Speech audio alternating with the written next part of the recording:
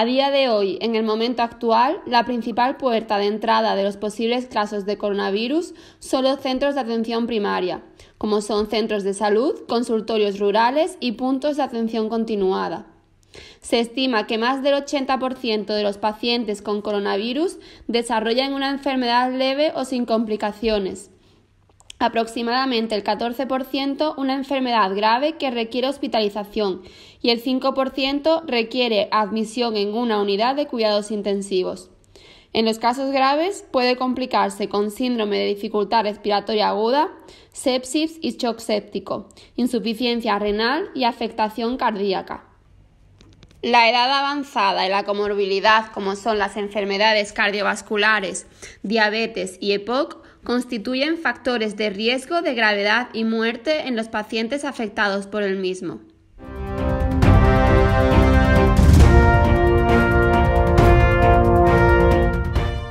Los signos y síntomas son muy inespecíficos, como fiebre, tos productiva o no, disnea, anorexia, malestar general, mialgias. Más raramente podríamos observar otros síntomas como dolor de garganta, congestión nasal, cefalea, náuseas o diarrea. Los ancianos e inmunodeprimidos pueden presentar signos y síntomas atípicos. En este momento no existen pruebas de que las mujeres embarazadas presenten mayor riesgo de enfermedad grave o de compromiso fetal, pero parece razonable que las gestantes con sospecha o bien con infección sean valoradas en el ámbito hospitalario. Signos clínicos y pulsioximetría. Nos encontraríamos con una saturación de oxígeno por debajo del 95%, respirando aire ambiental, salvo en pacientes con enfermedad pulmonar obstructiva crónica ya conocida. Disnea u otros signos de compromiso respiratorio como cianosis, uso de musculatura accesoria, habla entrecortada, etc. Taquipnea con una frecuencia respiratoria mayor de 20 respiraciones por minuto. Frecuencia cardíaca mayor o igual a 125 latidos por minuto. Signos de confusión o desorientación. Dolor costal pleurítico, vómitos incoercibles o diarreas abundantes o importante número de deposiciones con mayor o igual a 10 deposiciones al día.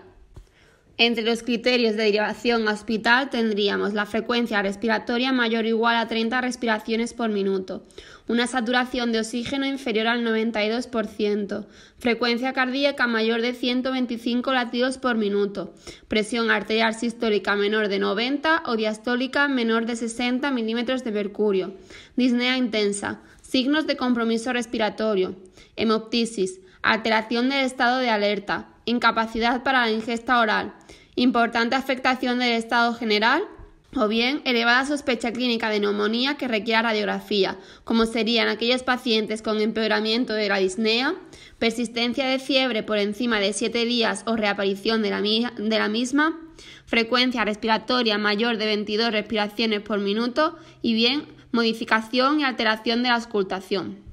En esta tabla encontramos los niveles de gravedad de las infecciones respiratorias y sus definiciones.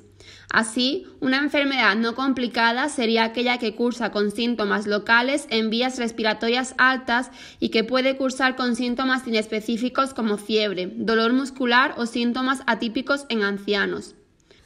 Hablaremos de neumonía leve cuando tengamos una radiografía de tórax compatible y sin signos de gravedad, saturación de oxígeno aire ambiente mayor del 90% y un curve 65 menor o igual a 1.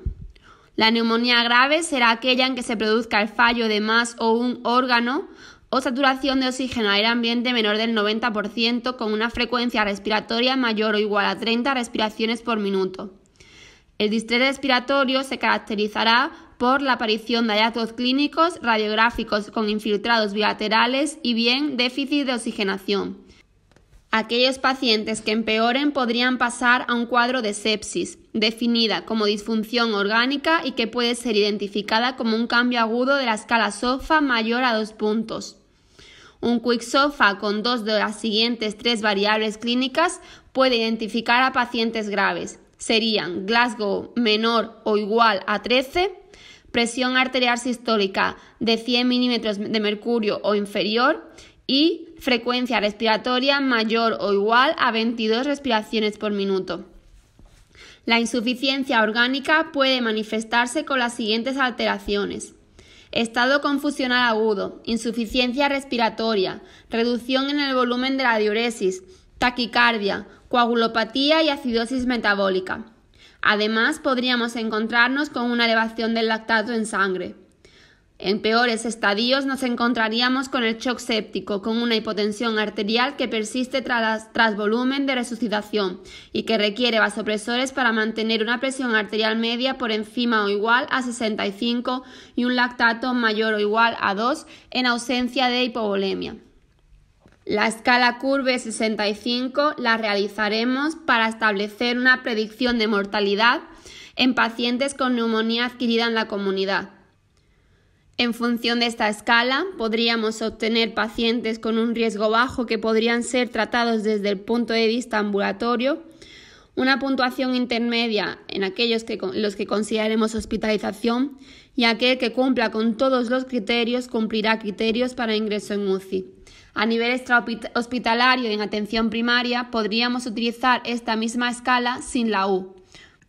¿A quién consideraríamos contacto estrecho de pacientes con coronavirus? Pues bien, cualquier persona que haya proporcionado cuidados a un caso probable o confirmado mientras presentaba síntomas, como trabajadores sanitarios que no han utilizado las medidas de protección adecuadas, miembros familiares o personas que tengan contacto físico similar con el paciente.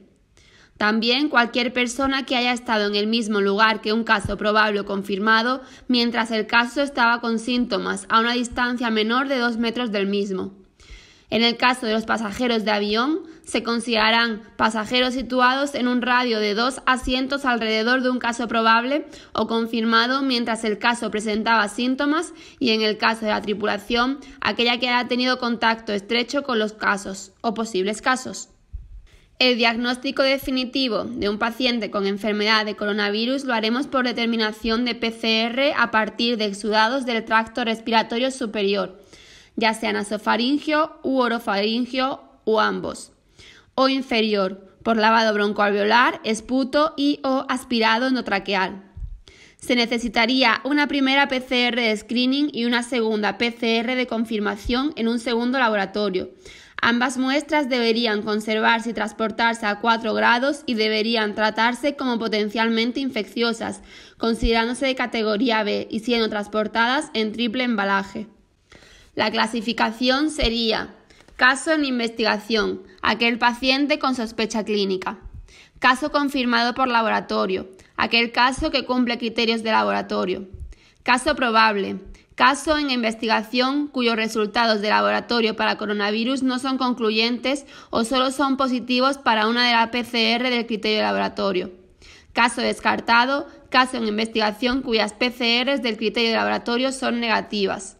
En aquellos pacientes con un test de coronavirus positivo y confirmado como afectado o infectado por tal virus, debería tomarse una segunda muestra con al menos 14 a 30 días de diferencia, recogiéndose el primer suero en la primera semana de la enfermedad, conocida como fase aguda. Si se recoge solamente una única muestra de suero, se debe tomar al menos 14 días después del inicio de los síntomas, para poder confirmar así la presencia de anticuerpos específicos. También podríamos estudiar heces y orina para confirmar o descartar la excreción de virus por vías alternativas a la vía respiratoria en pacientes positivos.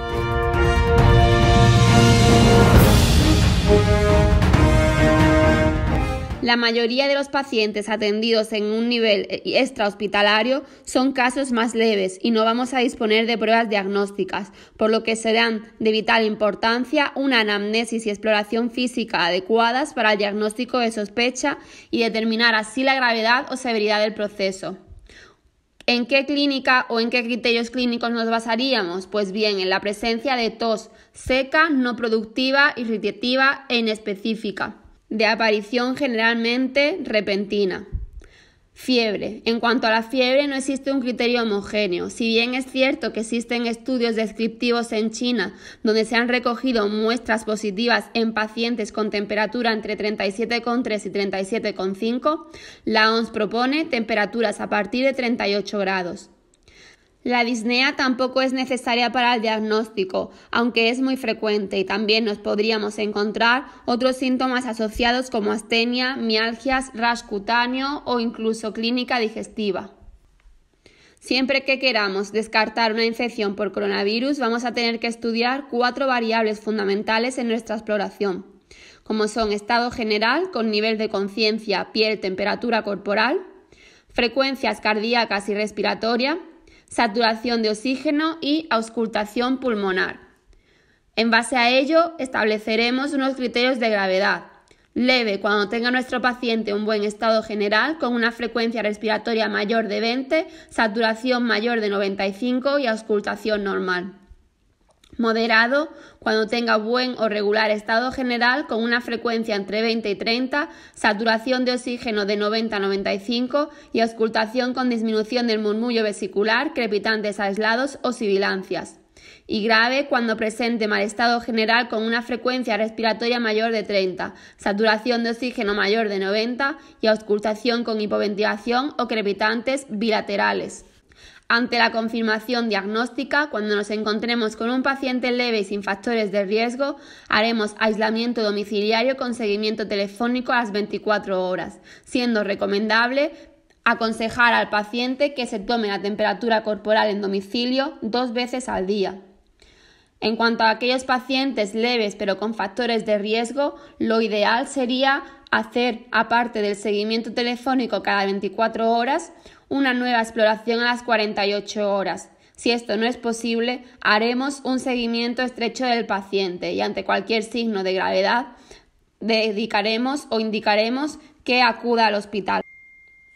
Los factores de riesgo de vulnerabilidad a infección en ausencia de signos clínicos serían mayor de 60 años con una o más comorbilidades como son hipertensión, diabetes, enfermedad cardiovascular crónica, ictus, enfermedad pulmonar crónica, hepatopatía crónica, enfermedad renal crónica de estadios 3 a 5, tumor maligno sólido o neoplasia hematológica activa, inmunosupresión y embarazo. Aquí nos encontraríamos con el cuestionario de evaluación clínica que tendríamos que hacer a nuestros pacientes en el seguimiento telefónico diario, en el caso de sospechas elevadas y en el caso de los confirmados leves y leves con factores de riesgo. Al igual, aquí tendríamos un calendario en el que tendríamos que ir anotando la evolución de los distintos síntomas en aquellos pacientes graves que requieren ingreso hospitalario, pero sin pronóstico fatal. Criterios de valoración clínica. Si el paciente presenta fiebre, tos o disnea, hacemos un triaje. Si presenta buen estado general con una frecuencia cardíaca menor de 125, saturación mayor de 95 y no presenta taquipnea, hacemos seguimiento domiciliario. Sin embargo, si no lo presenta y además nos encontramos con una saturación menor de 92, disnea intensa u otros signos de compromiso respiratorio, frecuencia respiratoria mayor de 30, frecuencia cardíaca mayor o igual a 125, hipotensión, signos de confusión, letargia o desorientación, vómitos incoercibles o diarrea abundante, tendremos que hacer una derivación hospitalaria.